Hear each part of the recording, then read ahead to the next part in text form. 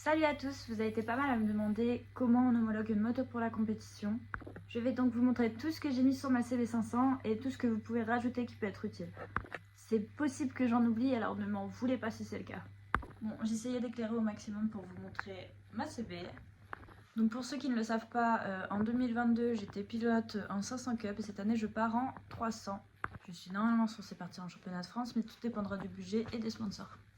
N'ayez pas peur de vous lancer en mécanique, vous allez faire de petites bêtises au début, tout le monde en a fait, mais il faut y aller parce que ça vous jouera des tours par la suite si vous vous lancez en compétition et que vous ne savez pas gérer votre moto. Alors je vais donner des homologations qui sont faites pour tout le monde, mais je vais aussi en donner qui sont particulières pour la 500. Parce que comme vous savez, je vais reprendre la 500 Cup, donc je me permets de faire ce petit tuto pour montrer à ceux qui veulent se lancer en 500 comment homologuer leur moto. Donc on va commencer par les carénages. Donc comme vous le savez, c'est écrit dans le règlement, au niveau de la tête de fourche, on a le droit de mettre une tête de Hornet. Dans la plupart des championnats, il est demandé à ce qu'il y ait des polis. Donc là par exemple, vous avez ma 400 derrière que je vais vous montrer d'un peu plus près. Vous voyez, les seules choses qui restent d'origine, par exemple ici c'est le réservoir. Pareil sur la 500, la seule chose qui reste d'origine c'est le réservoir. Sur la 600 CBR que j'avais avant, c'était un poli par contre à la place du réservoir, parce que le réservoir est fait différemment. Donc, une fois que vous avez mis vos polis, vous allez devoir venir mettre sur votre poli, à part si vous laissez la selle, je sais qu'il y en a quelques-uns en 500 qui le font. Vous allez devoir venir acheter une petite mousse que vous allez coller dessus. Ensuite, vous allez être obligé de mettre ici des petits embouts de guidon. Il ne faut pas que la vis dépasse. Et de l'autre côté, vous aurez ici une protection de levier de frein. Pourquoi on met des protections de levier de frein? Tout simplement parce qu'il y a déjà eu des incidents où lors d'une chute à plusieurs pilotes, l'autre moto par exemple est venue appuyer sur le frein et ça a été encore pire. Du coup ça évite que l'autre moto vienne taper sur le frein de la moto et ça met en sécurité tout le monde. Pareil, au niveau de vos cale-pieds, il faudra qu'ils soient totalement fermés ici. Et selon les championnats, ils demandent à ce que ça soit du téflon, etc. Là, je vous montre sur ma dock le récupérateur de fluide. Il faudra qu'il soit plus gros sur vos motos de course. Ça sert à mettre tous vos tuyaux de récupérateur pour éviter qu'il y ait des fuites sur la piste. J'ai pas pu vous le montrer sur la 500 simplement puisqu'elle est sous les carénages et pareil pour la 400. Après la base des bases, il vous faudra une protection carter des deux côtés. Et attention, il ne faut pas qu'elle soit collée, il faut qu'elle soit fixée. Petite astuce, si vous en avez juste à coller, vous prenez une petite barre en fer ou un fil que vous venez fixer sur vos vis et ça passera au contrôle technique. Pareil, j'ai oublié de préciser, pour tout ce qui est sélecteur, etc., il faut que ça soit fermé également. Ensuite, vous devrez passer votre liquide de refroidissement en eau, tout simplement parce que c'est demandé lors des courses pour éviter, pareil, d'en mettre sur la piste. Par contre, on ne fait pas qu'une seule vidange, on en fait 4 ou 5 de son radiateur, tout simplement parce que il peut rester des résidus et si la FFM fait des contrôles, ça arrive régulièrement à la seringue, vous n'allez pas pouvoir rouler. Vous allez devoir faire vos vidanges le vendredi, c'est pas très pratique.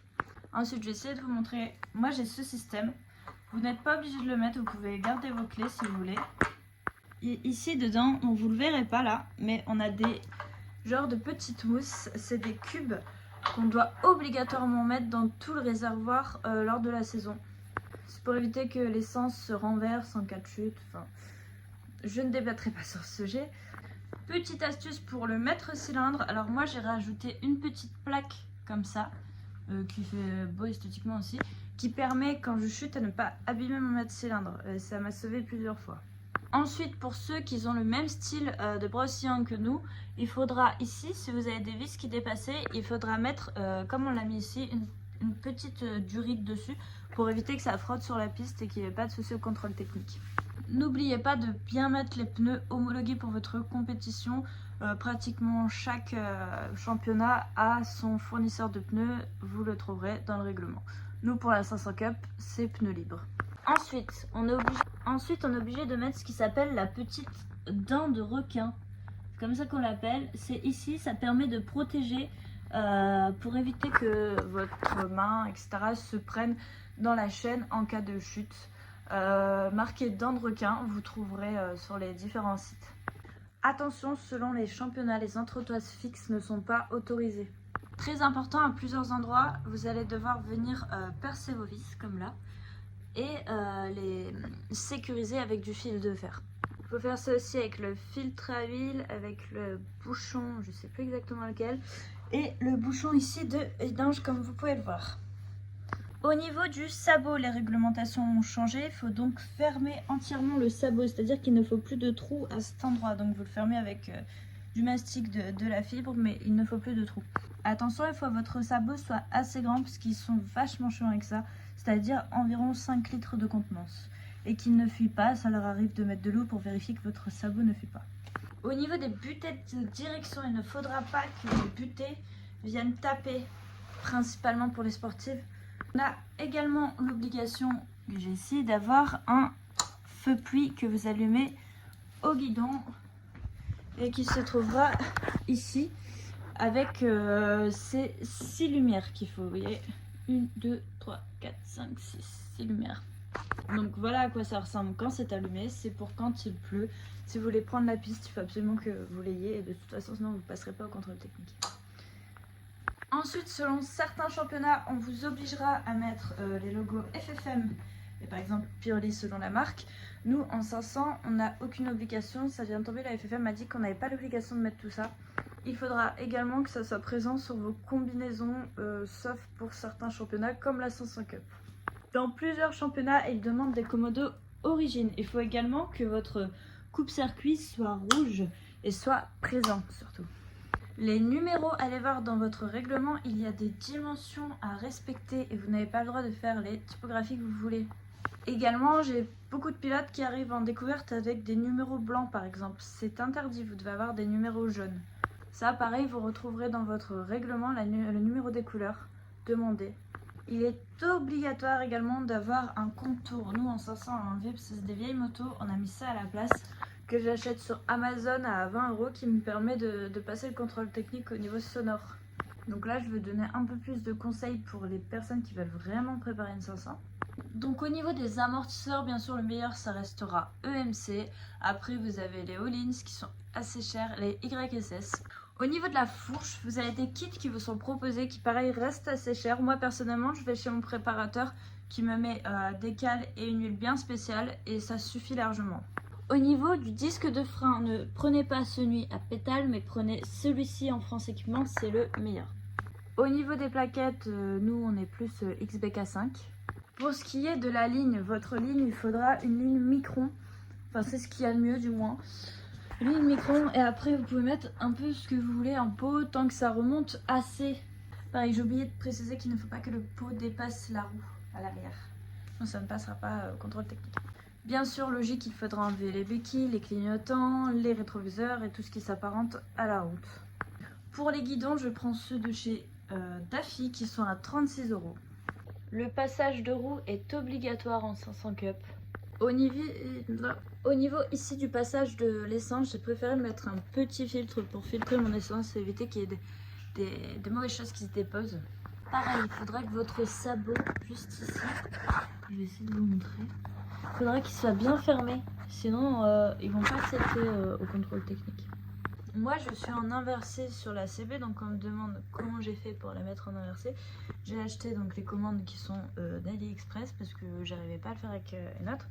J'ai pris une biellette que j'ai raccourcie et j'ai simplement des petits roulements derrière avec les commandes d'AliExpress qui me permettent de la passer en inversé.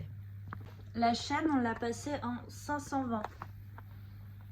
À la place de 525. Pareil, le cache-pignon sera obligatoire. Pour la 500, au niveau de la carte grise, elle ne sera plus obligatoire. Pour le sabot anglais, nous sommes encore en négociation. Et pour l'âge des pilotes, il faudra avoir minimum 15 ans. Au niveau des protections Carter, je les paye environ 45 € sur eBay. C'est un particulier anglais qui le fait. Et ils sont pas mal, surtout pour quelqu'un qui ne peut pas mettre trop cher. Mais il fait ça uniquement pour les 500. Au niveau de l'huile sur ma CB, donc je mets de la 300V. On met environ 3 litres 1 et c'est de la 1040. Au niveau des pressions de pneus, donc nous on est sur du Pirelli Super Corsa, donc il y a plusieurs écoles hein, toujours. Mais nous on va être sur du 2.1 à l'avant et du 1.7 à l'arrière, tout va dépendre de la température, de si elles sont chauffées, etc. Enfin, il Bien sûr, ça sera toujours différent selon les conditions. Au niveau des pièces de rechange, en général, les autres pilotes de 500 ont déjà des pièces de rechange. Mais si vous voulez pas trop demander, la base à prendre pour moi, c'est les guidons. Un guidon de rechange. Du coup, les protections carter. Après, je vais montrer ce que j'ai fait moi sur mes carters quand je les ai cassés. C'est pas mal, ça évite d'en repayer à chaque fois, pardon. C'est ici, en fait, j'ai rajouté une petite plaque qui était un ancien slider ou un ancien carter. Et du coup, ça m'a permis d'éviter de le jeter. Puis c'est pas si moche que ça. Et après, donc, je dirais protection carter, guidon, embout de guidon, levier, puisque les leviers c'est quand même un truc qui casse facilement. Et je pense que c'est vraiment le principal. Peut-être des durites aussi, parce que ça arrive régulièrement d'avoir des problèmes avec les durites sur les 500. Je pense que c'est tout. N'hésitez pas à acheter des jantes de rechange et des pneus pluie. Pour les 500, ça se trouve assez facilement, ça ne coûte pas très cher. Les dernières que j'ai vues, elles étaient à 80 € avec les pneus pluie dessus, donc c'est plus qu'intéressant. N'oubliez pas que sur une 500, ça vous coûtera beaucoup moins cher que sur une autre moto. Une fourche cassée, c'est environ 90 €, donc c'est pas la même que sur un 600 ou un 1000 de compétition. Et la 500, c'est quelque chose qui va vous permettre de progresser énormément, tout simplement parce que c'est une moto où déjà il n'y a pas beaucoup de réglages. Ça va vous apprendre à régler une moto, à rouler avec une moto qui n'est pas un foudre de guerre, parce qu'on est quand même sur une moto qui fait presque 200 kg, qui a une partie cycle qui est plus que douteuse. Et c'est vrai que quand vous arrivez derrière sur des vraies motos, bah, vous êtes obligé de rouler vite. De plus, on est quand même sur une catégorie qui est assez spéciale, c'est-à-dire que d'un côté, on va avoir les jeunes qui commencent. Après, on va avoir ceux, ça fait peut-être 15 ans qu'ils roulent, mais ils ont une envie comme ça de faire une saison pas très chère. Et il va y avoir les pilotes où ils roulent depuis 40 ans, comme Monsieur Jordan par exemple, où bah voilà, ils ont plus envie de dépenser beaucoup d'argent dans la moto. Et la 500, c'est une super formule où il y a beaucoup de batailles et ça permet de faire un juste milieu entre arrêter la compétition et la continuer. On est quand même une catégorie qui a fait ses preuves, c'est-à-dire que quand tu vois du Ludovic Rizza, du Di Lorenzo, du Maxime Fett, voir où ils en sont actuellement et comment ils roulent, je pense qu'on est sur une catégorie qui apprend énormément de choses aux pilotes. Personnellement, c'est une moto qui m'a permis d'énormément progresser. Déjà parce que c'est une moto, je dirais pas simple, mais elle est facile à comprendre en gros. Et aussi le fait que t'aies pas ce truc de dire si je fais une erreur, ça va me coûter 10 000 €. Moi, ma CB, comme beaucoup l'ont vu, je l'ai totalement pliée à manicourt, il restait que le moteur. Alors déjà, en général, quand t'as une 500, t'as plein de pièces de rechange, et en plus de ça, à part les polis, la moto te coûte pas très cher. Donc vraiment, j'en suis sortie pour, j'ai dû m'en sortir pour 500 € peut-être. Alors que j'aurais fait la même chose avec un 100 ou un 1000 préparé, bah, je pense que j'aurais pu sortir un billet de 15 000 minimum. Et donc je suis retrouvée sans cette peur de me dire ah ouais mais c'est chute. En fait là il y avait vraiment le truc où je pouvais apprendre à rouler.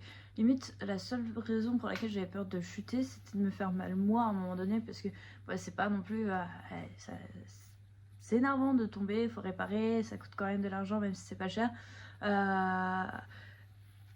C'est quand même une moto où on peut se permettre de tomber contrairement à des motos de championnat de France. Donc c'est une moto qui te permet de tester des choses, d'apprendre à piloter, de comprendre ton pilotage sans que ça te coûte vraiment trop cher. Donc voici ma petite bête. Je suis tombée à peau avec, d'ailleurs mes ligaments s'en souviennent encore. Donc je vais lui refaire une beauté là cet hiver. Les premières courses sont en juillet donc j'ai encore le temps mais j'aimerais continuer à rouler avec même si j'ai la 400 tout simplement parce que je veux pas perdre la main avec cette moto et je veux continuer les courses en 500. Donc j'espère que ma vidéo vous aura plu. Si vous avez des questions n'hésitez pas à les poser en commentaire, ça permettra peut-être à d'autres personnes aussi d'avoir des réponses. Si vous avez d'autres idées de vidéos, ce sera avec plaisir que je les ferai, alors n'hésitez pas à me poser des questions. Et je vous souhaite à tous une bonne journée et à la prochaine.